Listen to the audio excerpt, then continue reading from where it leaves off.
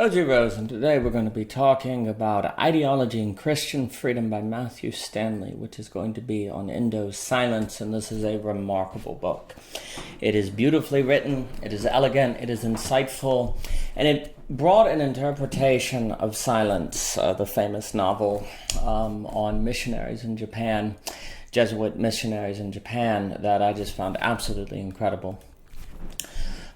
Matthew brings to light a concern Zizek has of Western Buddhism, which is this kind of idea of the erasing of the ego, the erasing of the self, the erasing of subjectivity, and how this actually can make one politically irrelevant or stop acting politically in the world. There's a kind of withdrawal into a private space, a kind of inner space that really pulls one out of participation in society, and that would remove revolutionary possibility, living and acting in a manner that might change conditions of possibility. And so Zizek is very concerned about this Western Buddhism and this elimination of the self. And we could say that, although in one way it can kind of seem good to talk about ego death and grasping emptiness, Zizek suggests that this is not the same as a subject encountering limitation as absolute knowing. For example, the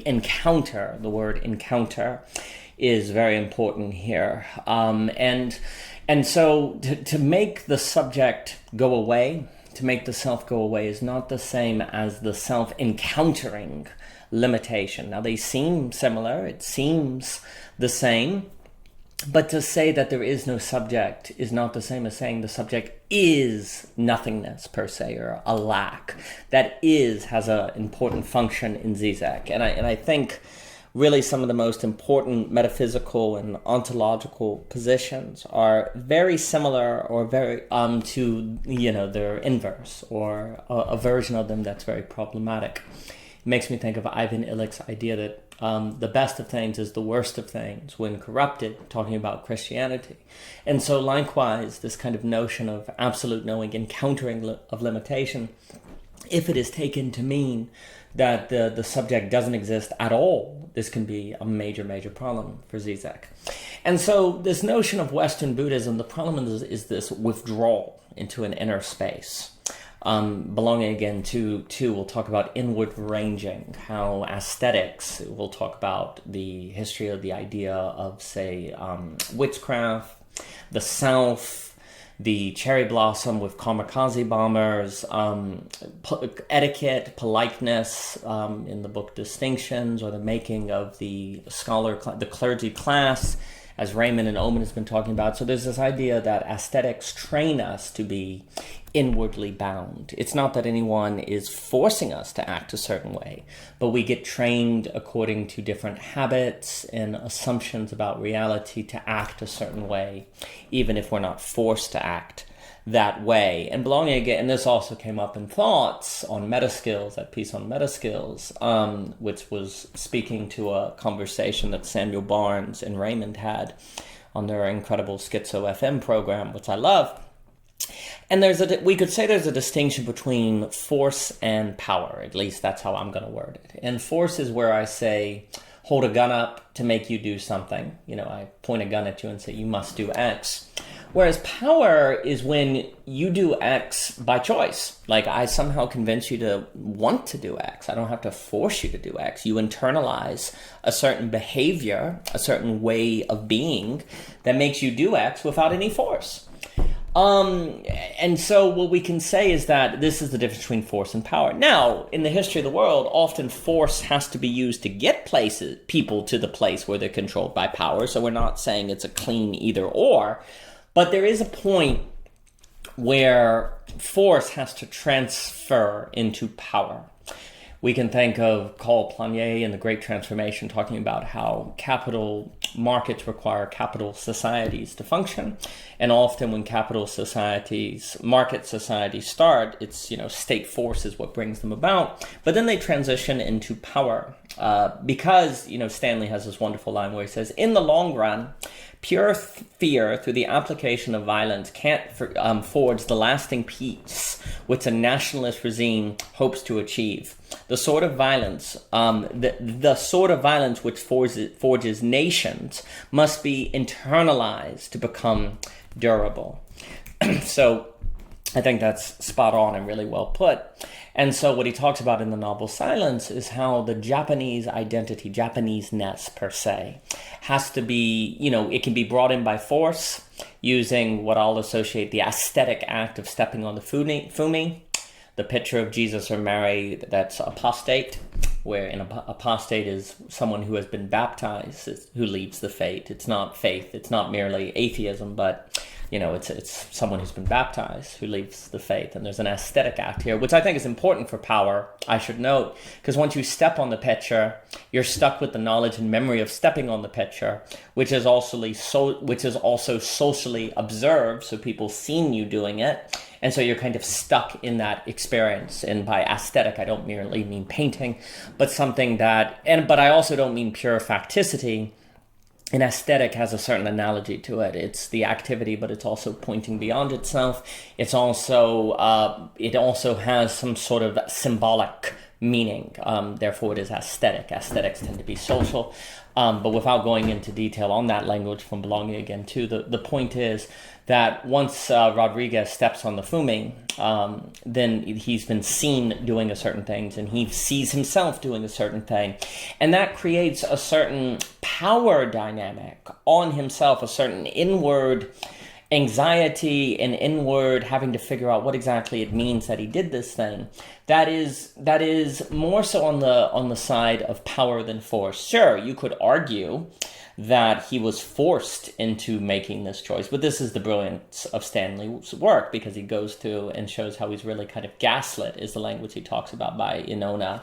If I'm pronouncing that name correctly, you could say the main antagonist, who never uses violence on Rodriguez, which is brilliant, because by not giving Rodriguez violence, he can't see himself as a martyr. He can't identify himself and get enjoyment from being like Christ, like the other Japanese Christians are being punished. Rodriguez is denied that identification. And what Stanley points out is that this is the activity of power, which is more powerful in a way than force, because force, in a weird way, force is fragile. If you have a blatant big brother that's controlling Winston Smith, well, then it's vivid that there's oppression.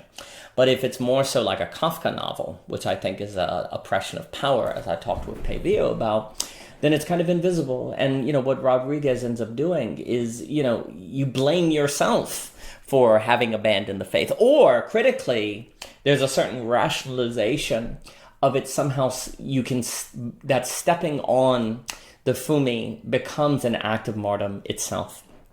But Stanley identifies how Rodriguez is made malleable to interpret this act in this way. And that really, I think, is brilliant, because I've never thought of the novel Silence this way. I'm completely in Stanley's debt. It's just a remarkable book. It shows how power works. I never thought of Silence as a novel about how power works, which makes it very relevant for thinking our age today. And I think, which again, I highly suggest that you pick up the book and give it a read, because he makes a strong case that what Silence describes is very relevant for us today and has extreme ramifications for us today under global pluralism. But I'll leave that for the book to explain. He shows how, so for Stanley, the fumi, which is the stepping on this picture, begins to answer the question of how a fisherman in the Goto village on the southern tip of Kyushu may come to experience himself as Japanese in the same sense that someone in the heart of Kyoto or Ito might. And the answer is through a kind of aesthetic experience of power, it's an operation of power. And it's beginning to show how a nation forms, if I use that, or culture, from the language of Kawatani on the capital nation state. And then once the nation is formed, this identification with this aesthetic that then inwardly ranges everyone, then that allows the operations of the state in a much more anti-fragile way, not a fragile way, because force is fragile paradoxically, which then allows, say, capital and economics to come in, and people make judgments that are aligned with the metaphysics of capital. And he just and Stanley brilliantly identifies how this activity of stepping on this pitcher creates a existential dynamic within people. And the incredible move that Stanley makes is showing how Rodriguez's withdrawal into a private faith, into a sort of like, nobody sees me as a Christian, but I within have a relationship with Christ, because Christ knows that stepping on this pitcher is actually done in his name for keeping safe the Japanese Christians. How this is Western Buddhism, as Zizek describes it. It's an incredible overlap. And so what Zizek describes with Western Buddhism is paradoxically what Rodriguez engages in regard to a certain private faith, Christianity. In how he just shows how the novel shows Rodriguez being kind of primed to be seeking the enjoyment of being the martyr, and thus he is primed to rationalize the stepping on the pitcher as martyrdom. He's been groomed in that way. And the question is the following: how many of us today are being similarly groomed by capitalism, by neoliberalism, by any ideology? Really, it doesn't have to just be capitalism, it could be any ideology, to engage in similar rationalization, similar sort of seeking out an enjoyment that makes us unable to resist power or stand against power or offer different conditions of possibility. I think the incredible book, Stanley's incredible work, makes you reflect on that. There is much, much, much more to say about this masterpiece. I very much suggest that you pick up a copy of Ideology and Christian Freedom by Matthew Stanley today. You can visit Samsara Diagnostics. He has excellent conversations, podcasts, discussions. He has a poetry collection I would highly suggest that I really enjoyed. His Substack and scholarship is incredible, and I would highly suggest picking up his work today. And you can again find Ideology and Christian Freedom on Amazon. Please pick it up. Please leave a review. And please share. It is incredible work, and I've learned a lot from it. So thank you, Matthew Stanley, for this incredible, incredible work.